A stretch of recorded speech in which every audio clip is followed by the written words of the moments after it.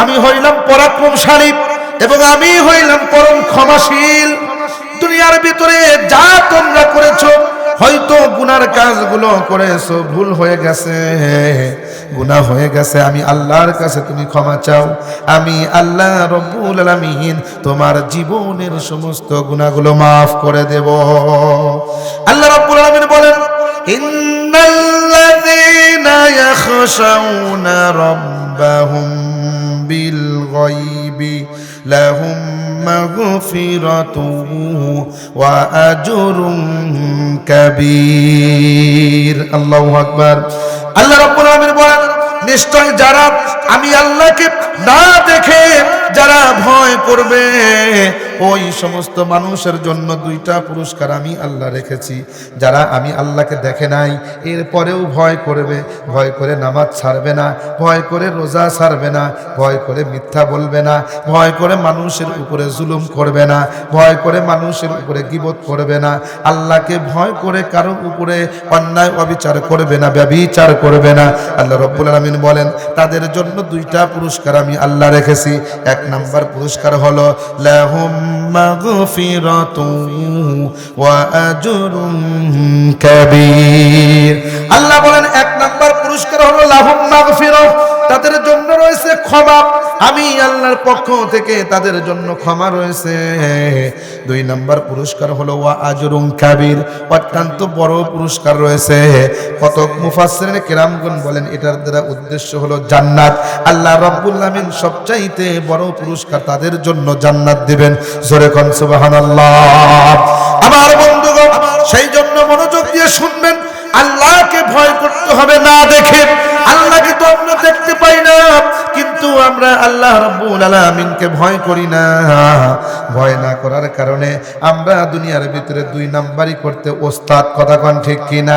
এক নাম্বারের কাজের কাছে যাই না, দুই নাম্বার কাজগুলো আমরা ছাড়ি না। এমনকি দুনিয়ার ভিতরে সত্যের পরিবর্তে আমরা মিথ্যা কথা বলি। শুধু তাই নয়, শুধু তাই নয়, যদি আমাদের কাছে বিচারের যদি কোনো ব্যবস্থা আসে, যদি আমরা বিচারের একটু পাওয়ার পাই, তাহলে সঠিক বিচার করার পরিবর্তে, ন্যায় বিচারের পরিবর্তে আমরা অবিচার করি। কথা বলেন ঠিক কিনা? এইরকম অবিচার কখনো করা যাবে না। বন্ধুগণ আমার, আল্লাহকে ভয় করতে হবে, আল্লাহকে ভয় করতে হবে না দেখে।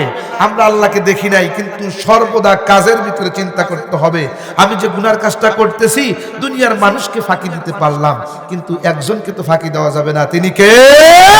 তিনি হলেন আল্লাহ। আমি রোজা রেখেছি, আমি ঘরের দরজা বন্ধ করে যদি আমি খাই, দুনিয়ার মানুষকে ফাঁকি দিতে পারবো, একজনকে কি ফাঁকি দেওয়া যাবে? এ কথা বলেন, যাবে?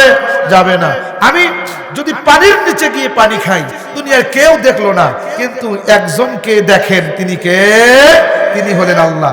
আল্লাহ বলেন, আমাকে ভয় করো না দেখে, আমাকে ভয় করো। আজকে তোমার ক্ষমতা আছে, বিচারকের আসনে বসেছো, এই জায়গায় দুই নাম্বারের বিচার তুমি করো না। যদি দুই নাম্বারের বিচার তুমি করো, তাহলে আমি আল্লাহর আদালতে হাসরের দিনে তোমাকেও একদিন বিচারের কাঠগড়ায় দাঁড়াতে হবে। কথা বলেন ঠিক কিনা? আজকে আমাদের ভিতরে ন্যায় বিচার নাই, যার কারণে আমাদের অবস্থাটা কেমন হয়েছে তা কি জানেন?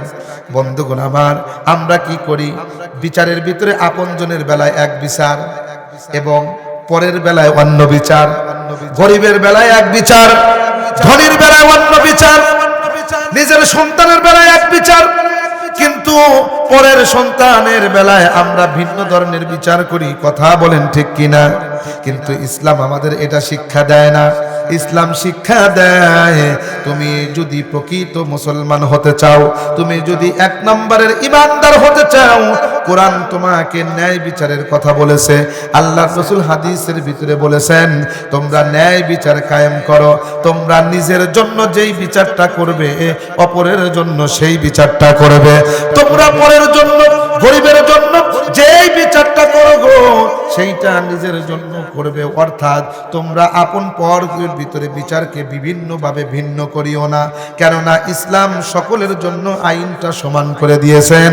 গরিবের জন্য 3 কাফন, ধনীর জন্য 3 কাফন। কথা বলেন ঠিক কি না? এই যে আপনাদের এত সুন্দর মসজিদ, এই মসজিদের ভিতরে ঢুকেই তো আমার দিলটা ঠান্ডা হয়ে গেছে। আলহামদুলিল্লাহ বলেন, অত্যন্ত সুন্দর মসজিদ। এই মসজিদের ভিতরে কি ধনীর জন্য সামনের কাতার বরাদ্দ আছে? ধনীর জন্য কি কোনো কাতার নিযুক্ত করা আছে? কোনো জায়গা কি নির্ধারণ করা আছে? বলে না, না। বলে এই জায়গার ভিতরে একজন রাষ্ট্রপ্রধানের যেই হুকুম, একজন দিনমজুর, একজন ভ্যানওয়ালা, একজন চাষারও সেই হুকুম। কথা বলেন ঠিক কি না? ও বন্ধুগণ আমার, তারও যেমন অধিকার, ধনীরও তেমন অধিকার, গরিবেরও তেমন অধিকার। এই জায়গার ভিতরে বাহাদুরি চলে না। কবরের ভিতরে ধনীর কবর কি এসি করে দেয় নাকি? বলে না, না। গরিবেরও যেই অবস্থা, ধনীরও সেই অবস্থা। ইসলামের আইন সকলের জন্য সমান। তাহলে মসজিদের ভিতরে যদি সমান হয়, কবরের ভিতরে যদি সমান হয়, কাফনের কাপড় যদি সমান হয়, তাহলে আমি আর আপনি বিচারের বেলায় কেন বিচার 2 রকমের হয়? কথা বলেন ঠিক কিনা বন্ধুগণ আমার? এই কথা যদি আপনাদের বুঝাইতে চাই, ইসলাম কেমন বিচার আমাদের শিক্ষা দেয়, তাহলে আমাদের চলে যেতে হবে হাদিস শরীফের ভিতরে। হাদিস শরীফের ভিতরে সংক্ষেপে আমি কথাটা বলেই আপনাদের সামনে বিদায় নিয়ে চলে যাব। বন্ধুগণ আমার, ভালো করে শুনবেন, মনোযোগ দিয়ে শুনবেন। আল্লাহ রাসূল সাল্লাল্লাহু আলাইহি ওয়াসাল্লাম জিহাদের ময়দানে গিয়েছেন বদরের যুদ্ধে। কোন যুদ্ধে? বদরের যুদ্ধে। বদরের যুদ্ধে যাওয়ার পরে দেখছেন কাফেরের সংখ্যা হলো 950 জন, মতান্তরে 1000। মুসলমানের সংখ্যা হলো 313 জন। কয়জন? 313 জন। আপনারাই বলুন, 313 জন 1000 কাফেরের সাথে কি পারবে? পারবে না। আল্লাহ রাসূল সাল্লাল্লাহু আলাইহি ওয়াসাল্লাম সিজদায় পড়ে গেলেন। সিজদায় পড়ে আল্লাহর কাছে কান্না করতেছেন, আল্লাহ আপনি যদি না দেন তাহলে আমরা পাবো না। আপনার শক্তিতেই তো বের হয়েছি। আল্লাহ আপনি আজকে মুসলমানদেরকে বিজয় দান করেন। এই মুসলমানগুলো যদি বিজয় না হয়, তাহলে দুনিয়ার ভিতরে আল্লাহ বলনেওয়ালা কেউ থাকবে না। সুতরাং আল্লাহ আপনি এই মুসলমানদের পক্ষে আপনি বিজয় দান করেন। আল্লাহ রাব্বুল আলামিন বিশ্বনবীর দোয়া কবুল করলেন। এমন ভাবে কবুল করলেন, বিশ্বনবী মুহাম্মদ সাল্লাল্লাহু আলাইহি ওয়াসাল্লাম আল্লাহর কাছে যখন দোয়া করলেন, বদরের যুদ্ধের ভিতরে আল্লাহ রাব্বুল আলামিন এমন বিজয় দান করলেন, আসমান থেকে ফেরেশতা নামায়া মুসলমানদেরকে মহাবিজয় দান করলেন। বদরের বিজয় শুধু বিজয় না, মহাবিজয়। মুসলমানদের জন্য কি মহাবিজয়? কেন? 70 জন কাফের ওই জিহাদের ভিতরে, ওই যুদ্ধের ভিতরে নিহত হয়ে গেল, মারা গেল। এবং 70 জন কাফেরকে আল্লাহ রাসূল বন্দী করে নিয়ে আসলেন মদিনায়। 70 জনকে গ্রেফতার করে নিয়ে আসা হয়েছে। নিয়ে এসে সাহাবায়ে কেরামের ভিতরে ভাগ করে দিলেন, তুমি 2 জনকে রাখবে, তুমি 5 জনকে রাখবে, তুমি 1 জনকে রাখবে। এইভাবে সকলের ভিতরে ভাগ করে দিলেন। দেওয়ার পরে রাত্রিবেলায় আল্লাহ রাসূল সাল্লাল্লাহু আলাইহি ওয়াসাল্লাম রয়েছেন। রাসূল আর ঘুমায় না। রাসূল কি করে না? ঘুমান না। আল্লাহ রাসূল ওযর মানে কান্না করতেছেন। সাহাবায়ে কেরাম বললেন, ইয়া রাসূলুল্লাহ, ইয়া হাবিবাল্লাহ, হুজুর আপনি কি জন্য কান্না করেন? আপনার কি মায়ের কথা মনে পড়েছে নাকি বাবার কথা মনে পড়েছে নাকি? বিশ্বনবী বলেন, ও সাহাবীরা, আমার মায়ের কথা মনে পড়ে নাই, বাবার কথাও মনে পড়ে নাই।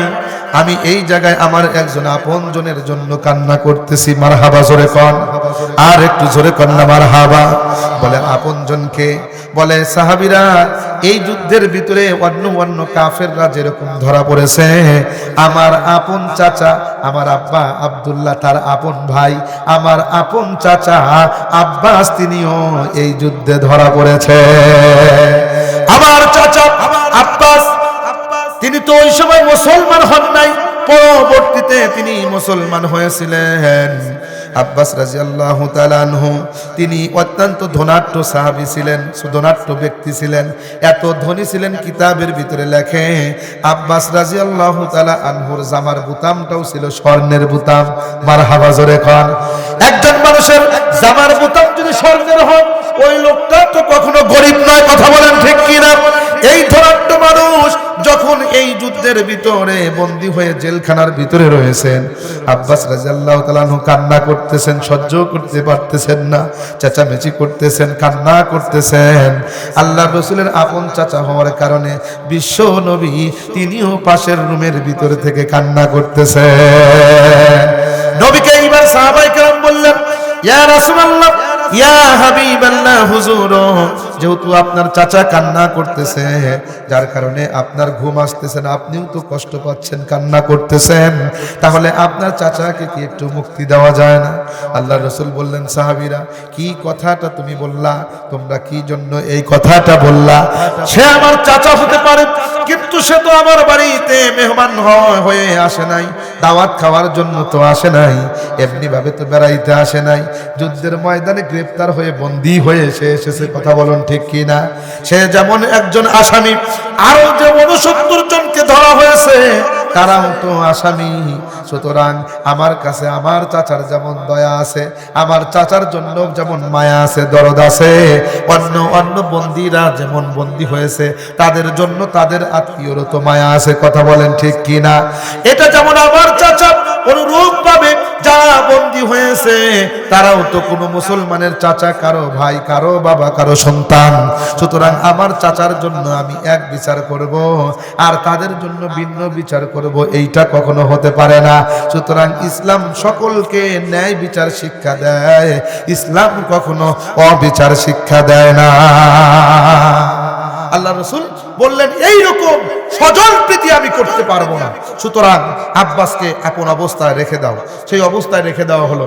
পরের দিন পরামর্শ সভা ডাকা হলো যে এদেরকে তো আর এইভাবে রাখা যায় না, কি করা যেতে পারে? ডানেই ছিলেন হযরত আবু বকর। আবু বকর সিদ্দিক রাদিয়াল্লাহু তাআলা আনহুকে ডেকে ডেকে বলতেছেন, আবু বকর বলো তো এদেরকে কি করা যায়? আবু বকর সিদ্দিক রাদিয়াল্লাহু তাআলা আনহু তিনি ছিলেন নরম হৃদয়ের মানুষ। কি হৃদয়ের মানুষ? নরম দিলের মানুষ। তিনি বললেন, ইয়া রাসূলুল্লাহ, এই মানুষগুলা যেহেতু বন্দী হয়েছে, ভুল করেই ফেলেছে, তাদের কাছ থেকে কিছু জরিমানা নিয়ে, ফিদিয়া নিয়ে তাদেরকে মুক্তি দিয়ে দেন, হতে পারে ভবিষ্যতে এরা মুসলমান হয়ে যাবে। মারহাবা জোরে কর। বাম পাশে ছিলেন হযরত ওমর। আপনারা বলুন তো, ওমর ফারুক রাদিয়াল্লাহু তাআলা নরম সাহাবী না গরম সাহাবী? একটু জোরে কর, নরম না গরম? গরম। এত গরম কিতাবের ভিতরে লেখে হযরত ওমর ফারুক রাদিয়াল্লাহু তাআলা আনহু এত গরম সাহাবী যে যেই রাস্তা দিয়ে তিনি একবার যান 40 দিন শয়তান সে রাস্তায় যায় না। সুবহানাল্লাহ। এই হযরত ওমর ফারুক রাদিয়াল্লাহু তাআলা আনহুকে বললেন, ওমর, এই লোকদেরকে কি করা হবে তুমি একটু বলো। ওমর ফারুক রাদিয়াল্লাহু তাআলা আনহু বলতেছেন, ইয়া রাসূলুল্লাহ, এই লোকরা আল্লাহ এবং রাসূলের বিপক্ষে যুদ্ধ করার জন্য এসেছে।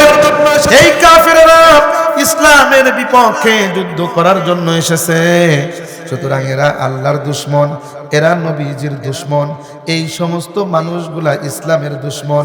এরা হলো পয়জন, এরা হলো ক্যান্সার।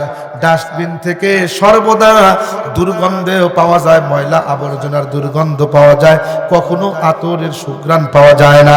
সুতরাং বলতে চাই, ইয়া রাসূলুল্লাহ, ইয়া হাবিবাল্লাহ, এই সমস্ত কাফেরদেরকে যেন হত্যা করে দেওয়া হয়।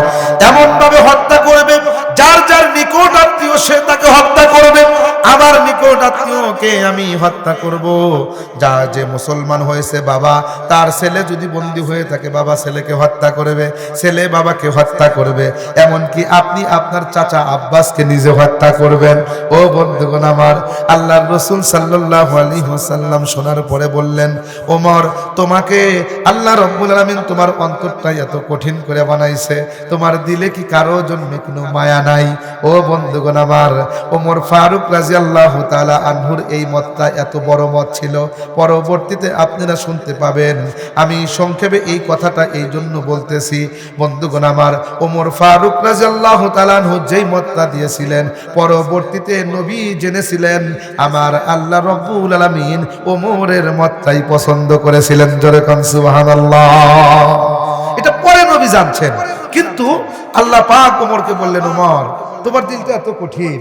সুতরাং আল্লাহ রাসূল যেহেতু রাহমাতাল লিল আলামিন, বিশ্ব নবী আবু বকরের মতটা গ্রহণ করলেন। গ্রহণ করে তাদের জন্য 4000 দিরহাম, জোরে বলুন কয় হাজার দিরহাম? 4000 দিরহাম নিযুক্ত করলেন, যে প্রত্যেকটা বন্দী 4000 দিরহাম করে দেবে এবং তারা মুক্তি হয়ে চলে যাবে। যারা ধনী তারা 4000 দিরহামের বেশি দিবে, আর যারা একদম গরিব, কোনো টাকা পয়সা নাই, তাদের জন্য নিযুক্ত হলো, নির্ধারিত হলো যে আমাদের সন্তানদেরকে লেখাপড়া শিখায়া শিক্ষিত বানায় তারপরে তারা মুক্তি হবে। এইবার আল্লাহর রাসূল বললেন, তোমার কাছে কয় হাজার আছে? বলে 4000 দাও। তাকে মুক্তি করে দিলেন। আর একজন আসলেন, 4000 মুক্তি। এইভাবে আস্তে আস্তে রাসূলের চাচা হযরতে আব্বাস রাদিয়াল্লাহু তাআলা আনহুর পালি আসলো। সাহাবায়ে কেরাম বললেন, ইয়া রাসূলুল্লাহ, আব্বাসের কাছ থেকে কিছু কম নেওয়া যায় না? সে তো আপনার চাচা। রাসূল বললেন, না না, আব্বাস আমার চাচা হলে কি হবে? ইসলাম কখনো চাচা দেখে না, ইসলাম কখনো স্বজন প্রীতি করে না, ইসলাম সর্বদা আপন গতিতে চলে। কথা বলুন ঠিক কি না? নামাজ আপনি কামাই দিলেও যেরকম গুনাহ হবে, হুজুর কামাই দিলে ওই রকম গুনাহ হবে। কথা কোন ঠিক কি না? জিনা আপনারা করলেও গুনাহ, হুজুর করলেও গুনাহ, পীর করলেও গুনাহ, মুরিদ করলেও গুনাহ। ইসলামের আইনটা সকলের জন্য সমান। সুতরাং আমার চাচার জন্য কম দেওয়া হবে না, বরংস অন্য সাহাবায়ে কেরাম শুনে রাখো, অন্য বন্দীদের কাছে 4000 দিরহাম নেওয়া হবে। আর আমার চাচা যেহেতু ধনী মানুষ, তার কাছ থেকে 4000-এর বেশি নেওয়া হবে। জোরে কোন মারহাবা। তার কাছ থেকে 4000-এর বেশি নিতে হবে। কেন? সে তো ধনী, এটা তো আমাদের আইন। নিলেন, নেওয়ার পরে এরকম ভাবে ছেড়ে দিলেন। এরপরে রসুলের সামনে যাকে আনা হলো, আশ্চর্য হয়ে যাবেন, তিনি হলেন রসুলের আপন মেয়ের জামাই। মারহাবা জোরে কোন। রসুলের বড় মেয়ের জামাই, রসুল সাল্লাল্লাহু আলাইহি ওয়াসাল্লামের মেয়ে খাদিজা রাদিয়াল্লাহু তাআলা আনহা থেকে 4 জন মেয়ে কন্যা হয়েছিল। বড় মেয়ের নাম হযরতে জয়নব রাদিয়াল্লাহু তাআলা আনহা, তারপরে হলেন রুকাইয়া, তারপরে হলেন উম্মে কুলসুম, এবং তারপরে হলেন রাসূলের কলিজার টুকরা কন্যা মা ফাতিমা। কথা বলেন ঠিক কিনা? ও বন্ধুগণ আমার, আল্লাহর রাসূলের 4 নাম্বার সবচাইতে বড় যে কন্যা জয়নব রাদিয়াল্লাহু তাআলা আনহা, ইসলামের পূর্বে তাকে বিবাহ দেওয়া হয়েছিল মক্কার একজন ধনাঢ্য ব্যবসায়ী, নাম ছিল তার আবুল আস। জোরে বলুন কি আস? আবুল আস। এই আবুল আসের সাথে বিবাহ দেওয়া হয়েছিল। এই আবুল আস রাসূলের বড় মেয়ের জামাই। তিনি বদরের যুদ্ধে শ্বশুরের বিরুদ্ধে যুদ্ধ করার জন্য, কাফেরের পক্ষে যুদ্ধ করার জন্য তিনিও এসেছেন এবং মুসলমানের হাতে গ্রেফতার হয়েছেন। আল্লাহর রাসূলের সামনে যখন উপস্থিত করা হলো, আমি আর আপনি হইলে তো বলতাম, এটা তো আমার মেয়ের জামাই, মেয়ের ঘর ভাঙা যাইব না। কথা কন ঠিক কি না? এই সাইড কর, তোমার মেয়ের জামাই, এই কথা আমি আর আপনি বলতাম। কিন্তু বিশ্বনবী কি বলেন, আল্লাহর রাসূল কি শিক্ষা দেন দেখেন। আল্লাহর রাসূল তার মেয়ের জামাইকে বললেন, আবুল আস 4000 আসেনি? বলে না না ইয়া রাসূলুল্লাহ, আমার কাছে তো কোনো টাকা পয়সা নাই। রাসূল বললেন, 4000 দিরহাম যদি না থাকে তোমারও মুক্তি নাই, জেলখানার ভিতরে যাও। জেলের ভিতরে পাঠিয়ে দিলেন। এই সংবাদটা চলে গেল বিশ্ব নবীর কন্যা হযরতে জয়নব রাদিয়াল্লাহু তাআলা আনহা, যিনি মক্কা নগরীতে ছিলেন, তার কাছে চলে গেল। তার কাছে যাওয়ার পরে আল্লাহর রাসূলের কন্যা, তিনি তো সুশিক্ষা প্রাপ্ত, স্বামীর কদর কিভাবে করতে হয় তিনি জানেন। তিনি যখন স্বামীর বন্দির কথা শুনলেন, তিনি গলার থেকে একটা হার খুলে দিলেন। এই হারটা খুলে দিয়ে তিনি মুক্তির জন্য আবেদন করলেন। আল্লাহর রাসূলের কাছে যখন এই হারটা দেওয়া হলো, বিশ্বনবী সাল্লাল্লাহু আলাইহি ওয়াসাল্লাম হারটা হাতে নিয়ে একবার চুমু খেলেন, বুকের সাথে লাগান, কপালের সাথে লাগান। অঝর নয়নে হারটা দেখে দেখে আমার নবী কান্না করতেছেন। সাহাবায়ে কেরাম ডেকে বলেন, ইয়া রাসূলুল্লাহ, ইয়া হাবিবাল্লাহ, আপনি কি জন্য কান্না করেন গো নবী? বিশ্বনবী ডেকে ডেকে বলতেছে, ও সাহাবীরা, এই হারটা দেখে আমার একজন প্রিয় মানুষের কথা মনে পড়েছে। এই হারটা দেখে আমার সবচাইতে দামি একজন মানুষের কথা আমার মনে পড়েছে। বলে সে কে? বলে তিনি অন্য কেউ নয়, তিনি আমার কলিজা, আমার জীবন সঙ্গিনী, আমার খাদিজা। সে হলো আমার খাদিজা। আমার খাদিজা আমাকে এত ভালোবাসতো, দুনিয়ার ভিতরে স্ত্রীরা স্বামীকে বিশ্বাস করতে চায় না, দাম দিতে চায় না, কিন্তু আমার খাদিজা আমাকে এত দাম দিত। আমি যখন হেরা গুহা থেকে সর্বপ্রথম নবুয়তি লাভ করে বাড়ির ভিতরে যখন এসে কাঁপতেছিলাম এবং বলতেছিলাম, জাম্মিলুনি জাম্মিলুনি, ও খাদিজা আমাকে কম্বল দ্বারা একটু ঢেকে দাও, আমার খাদিজা কম্বল দ্বারা ঢেকে দিলেন। ঢেকে দেওয়ার পরে আমার কাহিনীটা শুনে সঙ্গে সঙ্গে খাদিজা আমার হাতে হাত রেখে কালেমা পড়ে মুসলমান হয়েছে। শুধু তাই নয়, আমি খাদিজাকে যখন বিবাহ করলাম, মক্কার কাফেরেরা আমাকে গরিব বলে খাদিজাকে ধনী বলে কটাক্ষ করতেছিল। খাদিজা সহ্য করতে পারলেন না, যার কারণে খাদিজা সকলকে দাওয়াত করে এনে সকলের সম্মুখে নিজের সমস্ত সম্পত্তিগুলো আমার নামে দিয়েছিলেন। এই সম্পত্তিগুলো আমি আল্লাহর রাস্তায় ব্যয় করেছি। আমার খাদিজা কখনো আপত্তি করে নাই। আমার খাদিজা এরপরেও না খেয়ে থাকছে, পেটে পাথর বেঁধেছে। ও বন্ধু, এই মনোযোগ দিয়া কথাগুলো শুনবেন। খাদিজা কত কষ্ট সহ্য করেছে, সম্পদের খোঁটা কখনো নবীকে দেয় নাই। নবী বলেন, আমি যখন দিনের কাজ করার জন্য যখন আমি বাইরে যাইতাম, রাত্রি গভীরে যখন আমি চলে আসতাম, একটা ডাক দিতাম, সঙ্গে সঙ্গে দরজাগুলো খুলে দেওয়া হতো। ডেকে বলতাম, খাদিজা রে, তুমি কি রাত্রি বেলায় ঘুমাও না? খাদিজা চোখের পানি ছেড়ে দিয়ে বলে, ইয়া রাসূলুল্লাহ, ইয়া হাবিবাল্লাহ, হুজুর, আপনি দিনের মিশন নিয়ে যখন চলে যান, আমি যদি কুইট লাগায়া ঘুমাই, আপনি এসে কাফেরেরা যখন আপনাকে তাড়া করবে, দৌড়ে এসে আপনি খাদিজা খাদিজা বলে ডাকতে থাকবেন। আমার উঠতে দেরি হবে, বেদবি হবে, আমার আল্লাহ রব্বুল আলামিন নারাজ হবে। আমার আল্লাহ রব্বুল আলামিনকে নারাজ করে আমি কবরে যেতে চাই না, যার কারণে আপনাকে আমি কষ্ট দিতে চাই না, যার কারণে আপনি যখন বাইরে থাকেন গো নবী, আমি বিছানায় পিঠ লাগাই না, দরজার সাথে দাঁড়ায়া হেলান দিয়ে দিয়ে ঘুমাই। আমার বন্ধুগণ মনোযোগ দিয়ে শুনবেন, আল্লাহর রাসূল বলেন, আমার এই খাদিজার হারটা, খাদিজার সমস্ত সম্পত্তিগুলো ব্যয় করেছিলেন আমার জন্য। এই খাদিজার গলায় শুধু হারটা ছিল। যখন তার কন্যা জয়নবকে যখন বিবাহ দেবে, বিবাহের সময় জয়নবকে খাদিজা ডেকে ডেকে বলতেছে, ও মা জয়নব রে, তোমাকে বিবাহ দিলাম, তোমাকে কি উপহার দেব? এই যে আমার গলার সবচাইতে দামি হার, প্রিয় এই হারটা, আমার মহাব্বতের হারটা আমি খুলে তোমারে আমি পরাইয়া দিলাম। ও জয়নব, যখন আমার কথা মনে হবে, ওই সময় হারটা তুমি তাকায়া দেখবে। আমি তো চিরকাল দুনিয়ার ভিতরে থাকবো না, আমি যখন দুনিয়া ছেড়ে যখন চলে যাব, এই হারের দিকে তাকাইলে তোমার মায়ের কথা তোমার মনে পড়ে যাবে। এই হারটা তুমি যত্ন করে রাখো। সাহাবীরা রে, আমার খাদিজার হারটা জয়নবকে দেওয়া হয়েছিল। আমার জয়নব কত কষ্ট করেছে, কিন্তু হারটা কখনো ব্যয় করে নাই, হারটা কখনো বিক্রি করে নাই। এই হারটা সর্বদা রেখেছে। তার মা খাদিজার স্মৃতিটা গলায় ধারণ করে আমার জয়নব রেখেছে। কিন্তু আজকে স্বামীর বন্দি দশার কথা শুনে জয়নবের কাছে কোনো কিছু নাই, যার কারণে আমার জয়নব হারটা খুলে দিয়েছে স্বামীর জন্য। কেননা হারের চাইতে প্রত্যেকটা নারীর কাছে তার স্বামী দাবি, তার স্বামী হইল মাথার মুকুট, যার কারণে আমার জয়নব হারটা দিয়েছে। ও সাহাবী, তোমাদের কাছে আমি অনুমতি চাই, তোমরা যদি অনুমতি দাও, আমার জয়নবের হারটা আমার জয়নবের কাছে ফিরিয়ে দিতে চাই। সাহাবায়ে কেরাম যেন গলা কাটা মুরুগের মতো কান্না করে। ও বন্ধুগণ আমার, লাফিয়ে লাফিয়ে কান্না করে, গলা গড়িয়ে দিয়ে কান্না করতেছে। সাহাবায়ে কেরামের কান্নার কারণ কি জানে? সাহাবী কেরাম ডেকে বলে, ইয়া রাসূলুল্লাহ, ইয়া হাবিবাল্লাহ, যেদিন আপনার হাতে হাত রেখে কালেমা পড়ে মুসলমান হয়েছি গো নবী, ওই দিন থেকে আমাদের জীবন, আমাদের মরণ, আমাদের সম্পত্তি, সন্তান পরিজন, আমাদের পিতামাতা সবকিছু আপনার জন্য কোরবান করেছি গো নবী।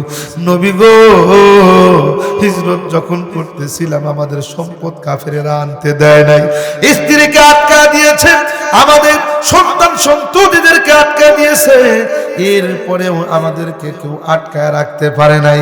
আমরা বলেছি টাকা পয়সা আটকিয়েছো, ব্যবসায়ী সম্পদ আটকিয়েছো, জমি জমা আটকাইছো, স্ত্রী সন্তান আটকাইছো, যাতে করে আমরা হিজরত না করি।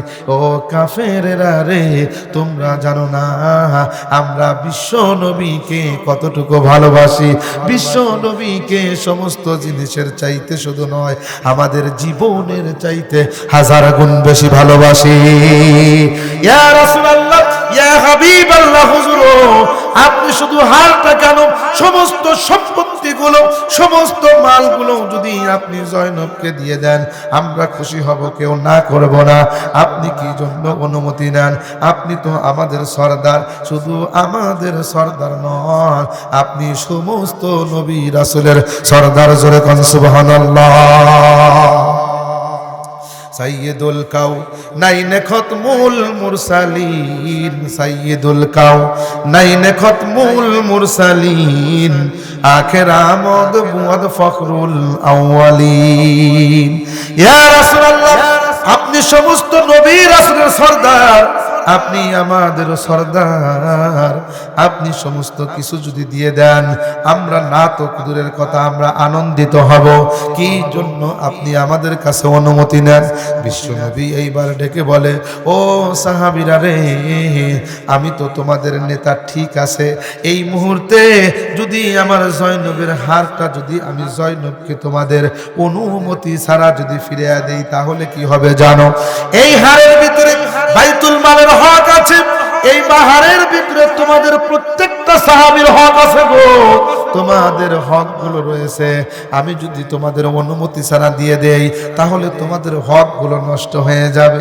আমি নবী দুনিয়ার ভিতরে ইনসাফ কায়েম করার জন্য এসেছি, অবিচারকে, বেইনসাফিকে দুনিয়া থেকে চিরতরে বিদায় দেওয়ার জন্য এসেছি।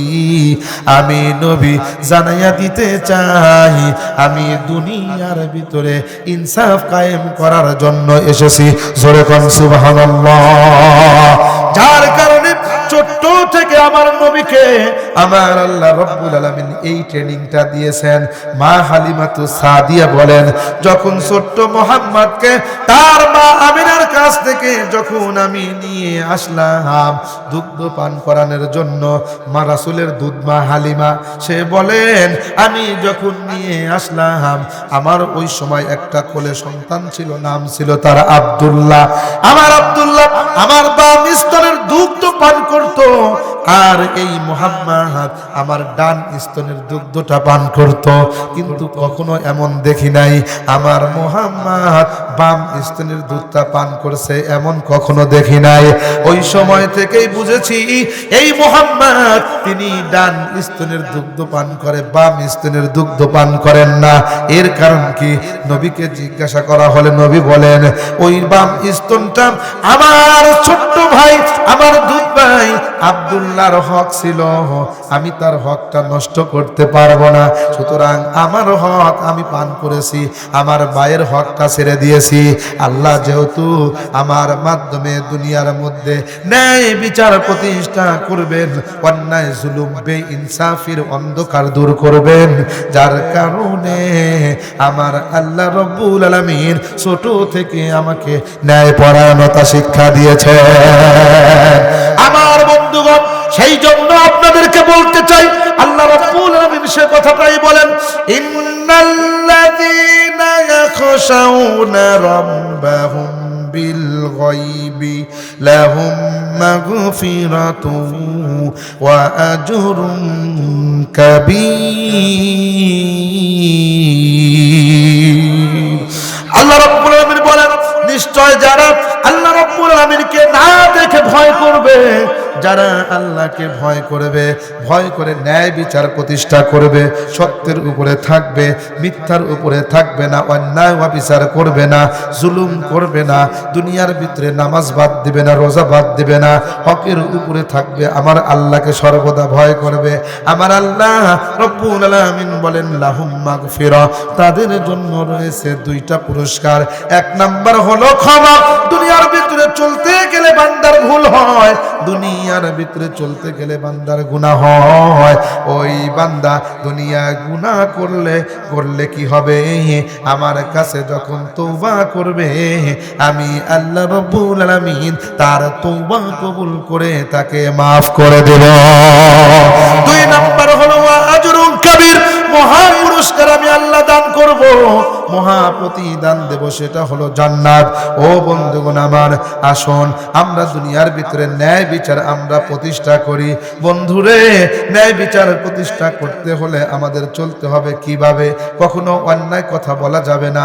আমাদের বাবা মা আছে, তাদের হকগুলো আদায় করতে হবে। বাবা মা জীবিত আছে, তাহলে তাদের জন্য কি করতে হবে? সেবা করতে হবে, খেদমত করতে হবে। যাদের মারা গিয়েছেন তাদের জন্য দোয়া করতে হবে।